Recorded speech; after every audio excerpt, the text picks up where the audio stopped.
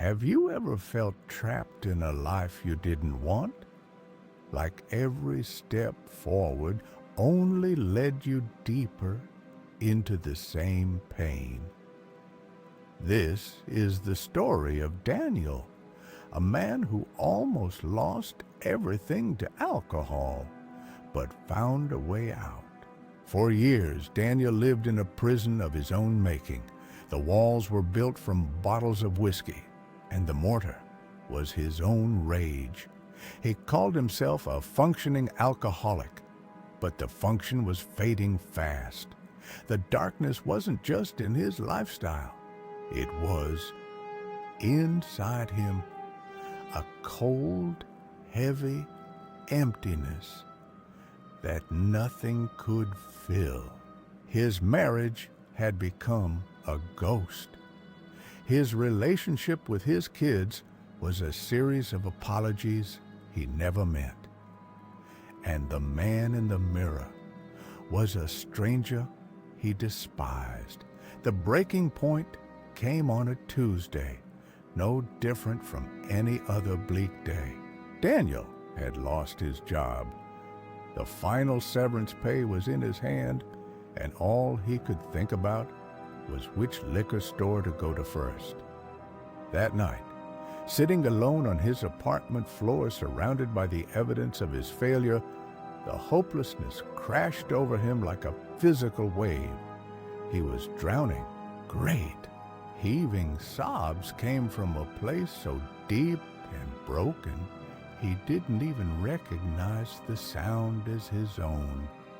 There was no one left to call, no one left to disappoint.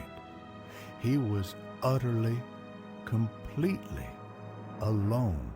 In that raw, desperate silence, a memory surfaced from a childhood Sunday school class. A simple, almost foolish thought: just pray. Daniel had nothing left to lose. His prayer wasn't eloquent or even faithful. It was a guttural cry from the rubble. God, if you're real, if you're there, I can't do this anymore. I'm so tired. Please, just take this. I give up. He didn't see a blinding light. No angels sang. But in the stillness that followed his surrender, something shifted. A warmth, tangible and peaceful, settled in the room, and more importantly, in his chest. It felt like a hand on his shoulder, a presence in the emptiness.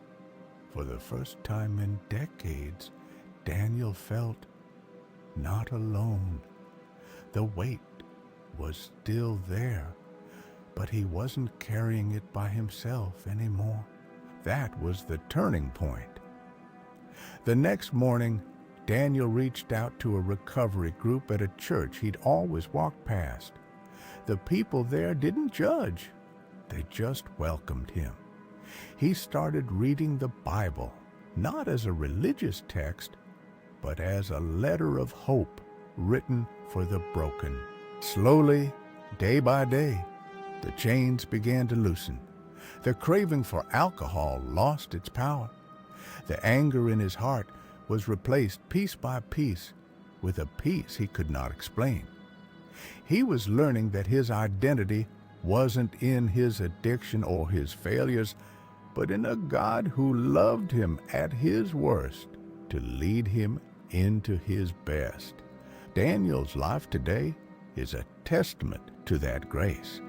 His family isn't fully restored, but there is forgiveness and healing where there was only hurt. He has a new purpose, using his story to sit with other men in their darkness and tell them there's a way out. And maybe you're where Daniel was, broken, tired, and ready to give up. Your breaking point doesn't have to be the end. It can be the beginning. The same God who met Daniel in his lowest moment is reaching for you right now. You don't have to carry this weight alone. Surrender it to Him. If He could change Daniel's life, He can change yours too.